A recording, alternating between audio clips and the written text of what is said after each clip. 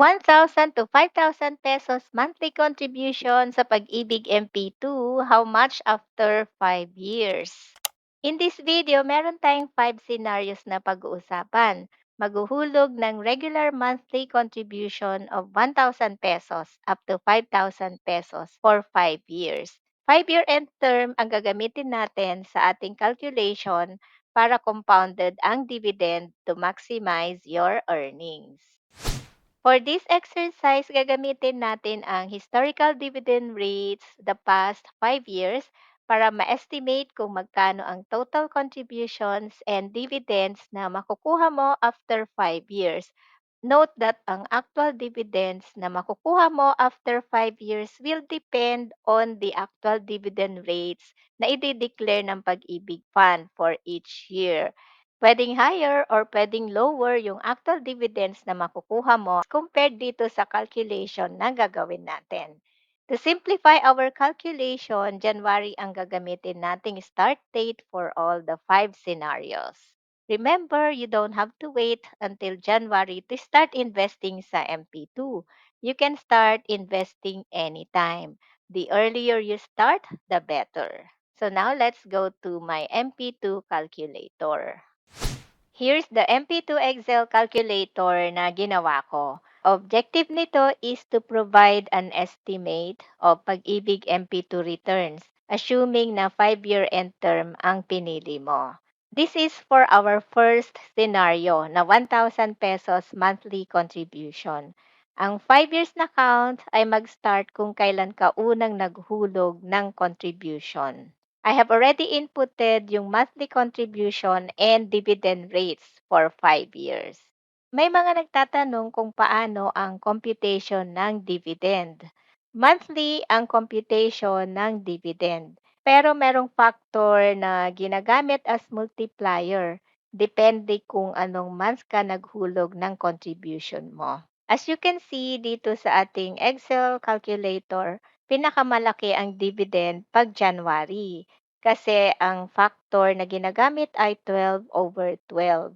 And then pagdating ng February 11/12, pababa ng pababa. Pagdating ng December, pinakamaliit na kasi 1/12 na lang, which is 0.083. Ang total accumulated contributions and total dividends earned for the year ay maki-carry forward to the following year. And then mag-earn din ito ng dividend and it will be added to your monthly contribution. So same process lang hanggang matapos ang 5 years. After 5 years, pag naghulog ka ng 1,000 pesos na monthly contribution, ay makakakuha ka ng total na 70,910 pesos. Dito naman tayo sa next scenario, yung 2,000 pesos monthly. So same process din. So I have already inputted all the total contributions and dividends. After 5 years, ang 2,000 pesos mo monthly ay magiging 141,820 pesos. Pag 3,000 pesos naman ang monthly contribution mo, after 5 years, makakakuha ka ng 212,731 pesos.